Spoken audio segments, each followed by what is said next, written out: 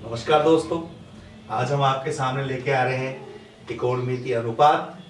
इसके अंदर हम कुछ सीखेंगे कि हमारे को कुछ कोणों के मान देखने पड़ते हैं, तो ये मान कैसे निकालते हैं सीख लीजिए। तो हमने 9th में पढ़ा कि ट्रिग्नोमेट्री में हमारे पास 6 चीज़ें होती है: sine theta, cos theta, tan theta, cot theta, sec theta और कोसेक थीटा।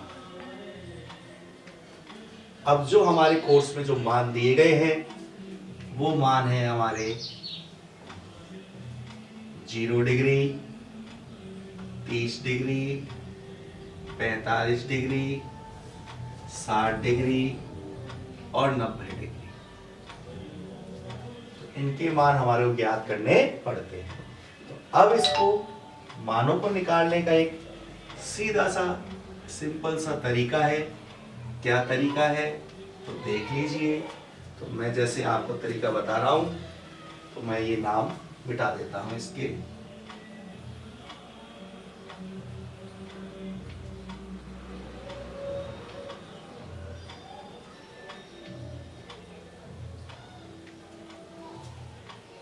तो सबसे पहले हम इसके मान निकालने के लिए गिनती लिखते हैं। 0, 1, 2, 3, 4। 0 से लेके हमने क्या लिख दी? गिनती। अब इसमें 4 का क्या देते हैं? भाग देते हैं, डिवाइड कर देते हैं।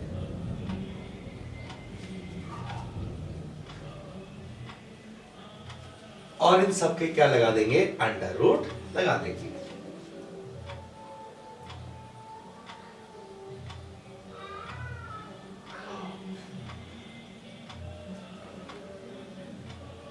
ये इसका बनाने का तरीका है। ये हमने क्यों किया इसका कोई रीजन नहीं है, ये हमारी हेल्प है। अब जब हम इसको सॉल्व करेंगे तो हमारे पास किसके मान आ जाएंगे? साइन के मान आ जाएंगे। बहुत सावधानी से देखें। हमें पता है जीरो में किसी भी संख्या का भाग देते हैं तो क्या आता है? 0 ही आता है। और इसके अंडर रूट लग रहा है तो इसके भी क्या लग गया? अंडर रूट लग गया। और 0 का अंडर रूट क्या होता है? 0। तो आपके सामने है कि साइन 0 का मान क्या आएगा? 0 आएगा।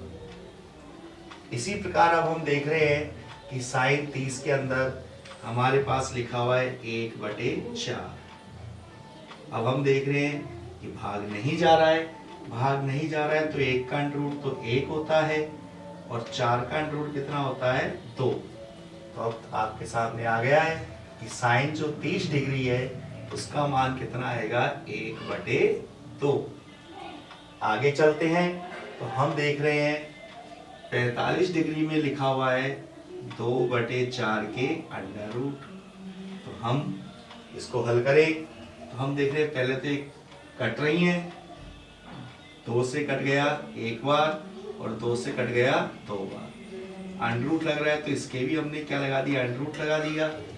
1 का अंडर रूट 1 होता है और हमें पता है अंडर रूट 2 क्या होती है? अपरिमेय संख्या होती है, इसलिए अंडर रूट 2 का अंडर रूट 2। तो साइन 45 का मान आ गया 1/√2। आगे चलते हैं तो हम देख रहे हैं 3/4 के अंडर रूट लिखा हुआ है, कट तो रहा नहीं है। 3 का अंडर रूट 3, क्योंकि क्या है? ये अपरिमेय संख्या। और 4 का अंडर रूट क्या हो जाता है? 2। तो साइन 60 का मान हो गया √3/2। उसके आगे चलें तो हमारे पास लिखा हुआ है 4/4। तो 4 का डिवाइड 4 में देंगे तो कितनी बार जाएगा? 1 बार। इसके क्या लग रहा है? Under root. तो 1 का अंडर रूट क्या होता है? 1 ही होता है। तो हमारे सामने साइन 90 का मान क्या हो गया? 1। तो दोबारा एक बार रिवाइज कर ले इसको।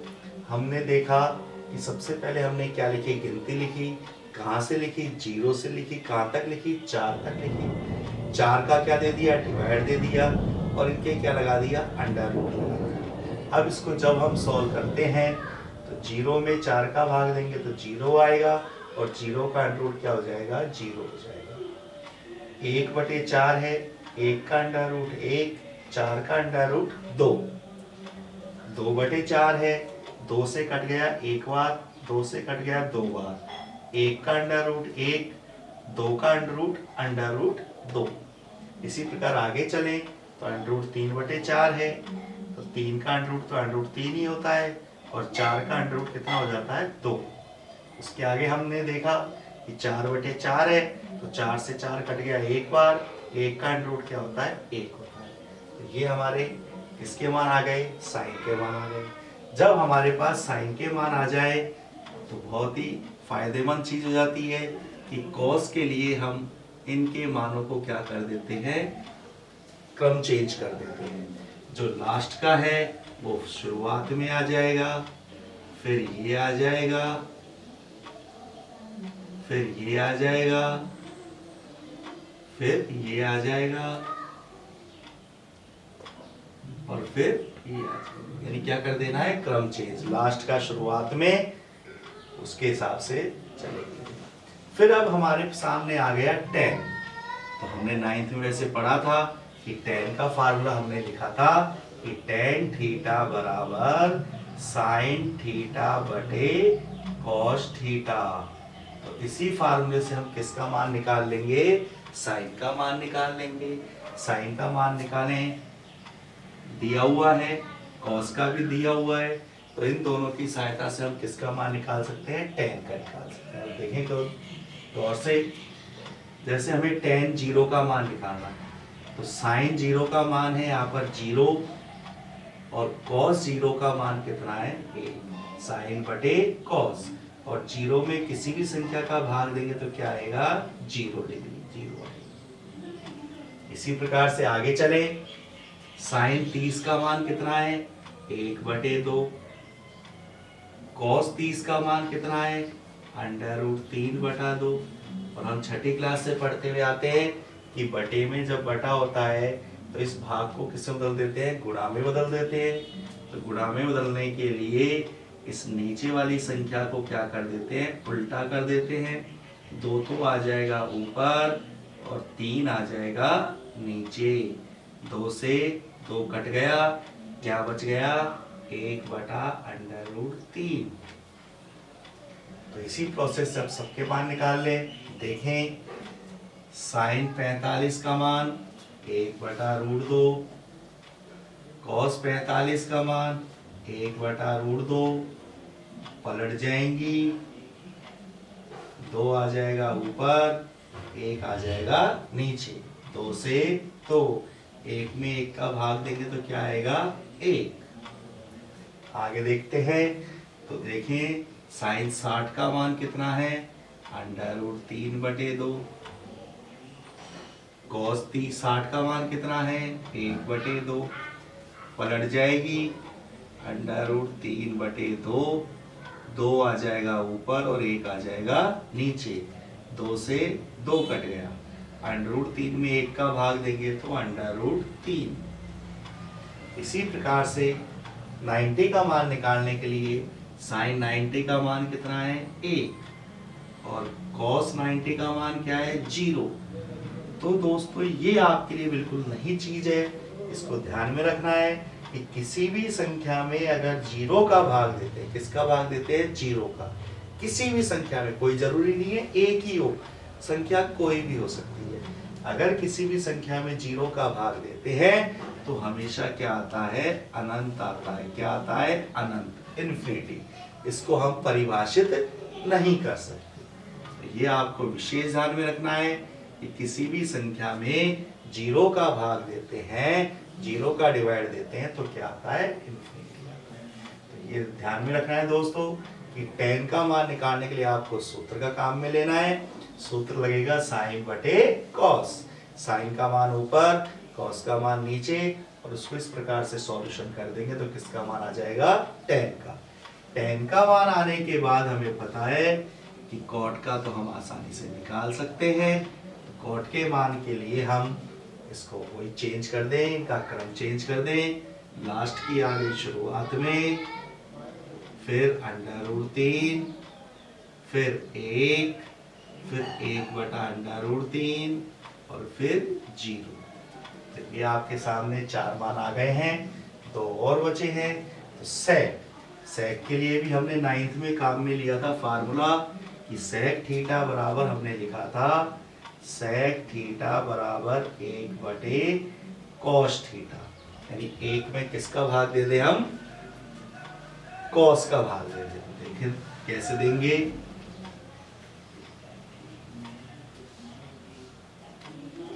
एक का तो 1 कॉस, तो कॉस 0 का मान कितना है 1, और 1 में 1 का भाग देंगे तो क्या आएगा 1 आएगा। तो सेक 0 का मान 1। आगे चले, 1 का तो 1। अब देखो कॉस का क्या मान है √3/2। वही डिवाइड आ रहा है, डिवाइड को मल्टीप्लाई में बदलने के लिए इसको पलट दे तो 2 तो आ जाएगा ऊपर, 3 आ जाएगा नीचे, 2 एकम 2 और √3। तो इसी प्रकार से आगे चले, तो 1 का तो 1 और cos 45 का मान 1/√2। वही डिवाइड आ रहा है, बदल दे, 2 तो आ जाएगा ऊपर, 1 आ जाएगा नीचे, 1 से तो क्या बच गया √2। तो आगे देखते हैं, 1 का तो 1 और cos 60 का मान कितना है 1/2। वही डिवाइड आ रहा है, इसको पलट दे, कितने बच गए 2 बच गए। फिर आगे चले, तो हम देख रहे हैं 1 का तो 1, लेकिन cos 90 का मान क्या है 0। और अभी अभी अपन ने पढ़ा कि किसी भी संख्या में अगर 0 का भाग देते हैं तो क्या आता है इन्फिनिटी आता है, अनंत आता है। तो क्या आ गया अनंत। ये हमारे सामने किसका मान आ गया, सेक का मान आ गया। इसके बाद अगर हम देखें तो कोसेक, तो वही सेक को क्या कर दे उल्टा कर दे, लास्ट में अनंत है, फिर 2 है, फिर √2 है, फिर 2/√3 है और फिर 1। तो दोस्तों इस प्रकार से हम इस सारणी को बना सकते हैं।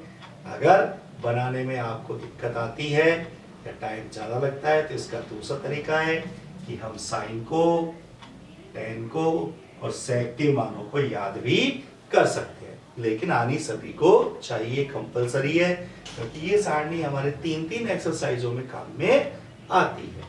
ये एनसीईआरटी में भी है, राजस्थान बोर्ड में भी है। एनसीईआरटी का हम अभी थोड़ा डीपली इसलिए नहीं ले रहे क्योंकि यहाँ भी उनके एग्जाम हो चुके हैं, लेकिन राजस्थान बोर्ड के एग्जाम नहीं हुए हैं। तो ये हमारे राजस्थान बोर्ड के हिसाब से प्रश्नावली कौन सी है, छठी है। तो ये देखिए, हम इस प्रकार से हमने क्या बना ली, इसकी सारणी बना ली। अब हम इसके 1-2 सवाल देखते हैं।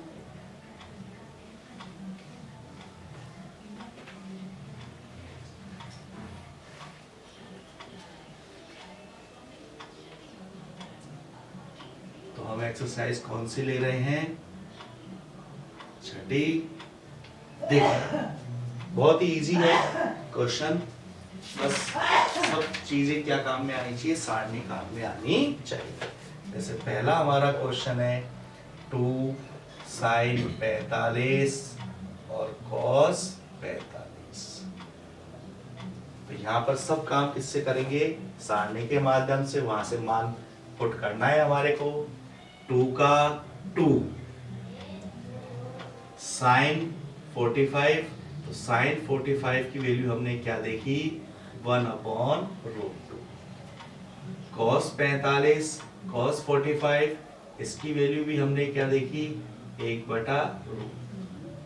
इनके बीच में कोई भी निशान नहीं है तो किसका आएगा, मल्टीप्लाई का आएगा। इनको मल्टीप्लाई करें, 2 बन जा 2 और 2 बन जा 2। √2 को √2 से मल्टीप्लाई करेंगे तो 2 हो जाएगा और इसका आंसर क्या आ गया 1 आ गया। तो बहुत ही इजी है, अगर हमारे को सारणी आती है तो सवाल बहुत इजी है इसकी। और देखें, जैसे हमने क्वेश्चन नंबर 10 लिया, इंपॉर्टेंट क्वेश्चन है। 2 tan 30 1 - 10 स्क्वायर 30। सबसे पहले इसकी वैल्यू रखें, तो 2 का तो 2, 10 30 की वैल्यू हमने लिखी थी 1/√3, 10 30 की वैल्यू 1/√3, स्क्वायर लग रहा है तो इसके क्या लगा दिया, स्क्वायर लगा दिया। अब सबसे पहले क्या इस हल करेंगे, स्क्वायर, 2 1 जा 2,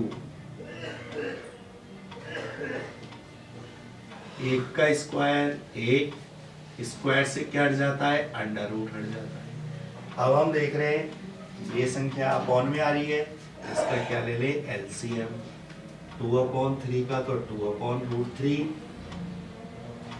इसका एलसीएम हो गया 3, 1 का डिवाइड 3 में देंगे 3, 3 1 जा 3, 3 का डिवाइड 3 में दिया 1, 1 1 जा 1।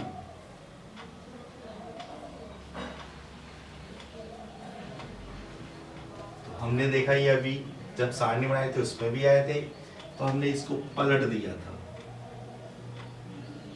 भाग का गुणा, 3 ऊपर 2 नीचे, 3/√3।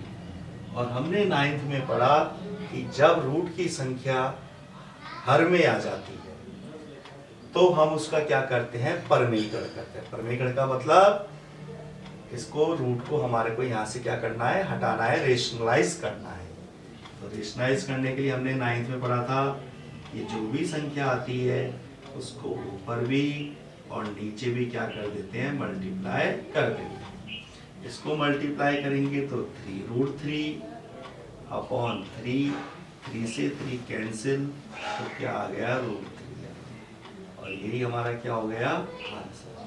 तो दोस्तों बहुत इजी है, बस सबसे महत्वपूर्ण चीज क्या है, सारणी। इस सारणी का आपको विशेष ध्यान में रखना है, क्योंकि यदि एक मान भी गलत होता है तो हमारा पूरा सवाल ही गलत हो जाएगा। और इसमें अलग तरीके के सवाल भी हैं, देखें जैसे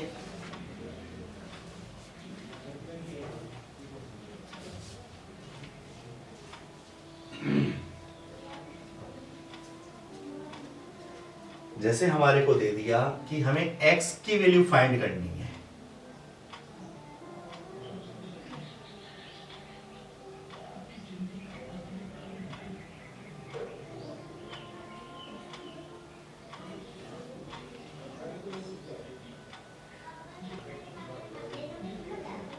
कि हमारे को सवाल में किसकी वैल्यू फाइंड करनी है, x की। कैसे करेंगे, वही सबसे पहले वैल्यू रखें, cos x का cos x, cos 60, तो cos 60 की वैल्यू हमने लिखी थी 1/2, cos 30 की लिखी थी रूट, ये गलत हो गया, थोड़ा उल्टा लिख दिया है, cos 60 की वैल्यू लिखी थी अपन ने 3/2 रूट, और cos 30 की लिखी थी 1/2। इसी प्रकार sin 60 √3/2 और sin 30 1/2। मिस्टेक हो गई है, थोड़ा सा सुधार लें, सही लिख रहे थे पहले, cos 60 1/2 और cos 30 √3/2 ही था। अब इसको मल्टीप्लाई करें, 3 1 जा 3, 2 2 जा 4, 3 1 जा 3, 2 2 जा 4, और इधर क्या है, cos x, वैल्यू पुट करें, एलसीएम √3 प्लस √3, दोनों को प्लस करेंगे तो 2√3, 2 से 4 कट जाएगा 2 बार, तो cos x बराबर √3/2। अब हमें वैल्यू किसकी फाइंड करनी है, x की। x के साथ में कौन है, cos, तो cos वाली टेबल में देखें कि √3/2 किसकी वैल्यू थी, तो हमने देखा कि 3/√2 किसकी वैल्यू थी, cos 30 की वैल्यू थी, cos से cos कैंसिल हो जाएगा, तो x इक्वल कितना आ जाएगा, 30 डिग्री। तो दोस्तों इस प्रकार से हम किसकी वैल्यू फाइंड करते हैं, x की वैल्यू फाइंड करते हैं। इसी के अंदर आपके प्रूव दैट वाले भी आ जाते हैं। तो प्रूव दैट वाले में तो हमारे पास आंसर दिया हुआ है, बस वैल्यू रख के उसको क्या कर देते हैं, सॉल्यूशन कर देते हैं। तो एक प्रूव दैट वाला भी देख लें। तो हम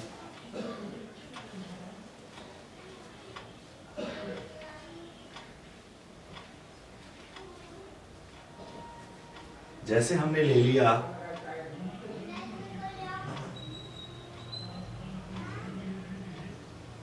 2 cos square 45 plus tan square 60 minus 6 sin square 45 tan square 30 और इसका आंसर 6 आ गया।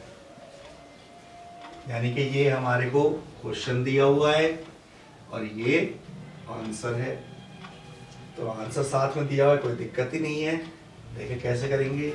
हमने LHS साइड ले ली, 2 cos square 45 tan square 60 sin square 45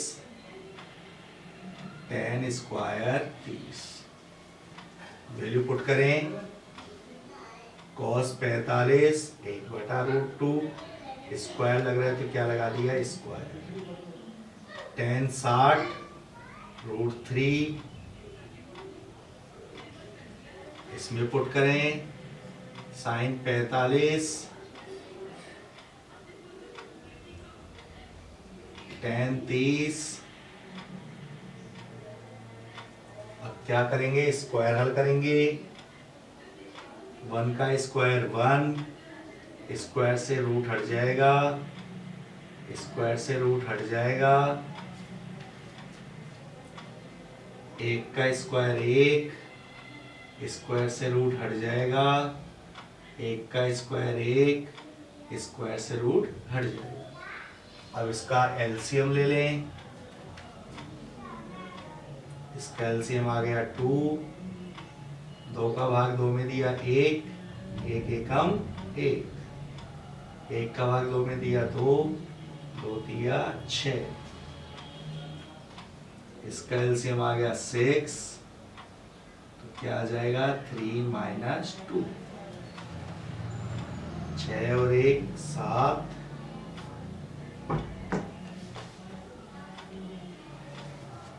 3 में से 2 गया 1, 6 से 6 कैंसिल, 2 से 2 कैंसिल, 7 - 1 तो इक्वल कितना आ गया 6। और यही हमारे को क्या करना था, प्रूव करना था। तो ये हमारा क्या आ गया, RHS साइड आ गया, left hand right hand side आ गया। तो दोस्तों इस प्रकार से हमने देखा कि काम में सारणी आती है, लेकिन पैटर्न हमारे पास कितने प्रकार के हैं, 3 प्रकार के हैं। तो दोस्तों ये आज हमारी एक्सरसाइज नंबर 6 है। इसको करें, कोई भी दिक्कत आए तो कमेंट में डालें, उसका सॉल्यूशन भेज दिया जाएगा। धन्यवाद।